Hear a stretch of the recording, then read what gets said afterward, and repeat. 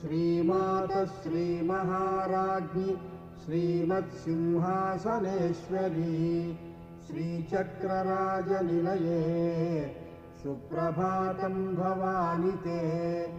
श्रीमातः श्रीमहाराज्ञी श्रीमत्सिंहासनेश्वरी श्रीचक्रराजनिलये सुप्रभातं भवानि ते।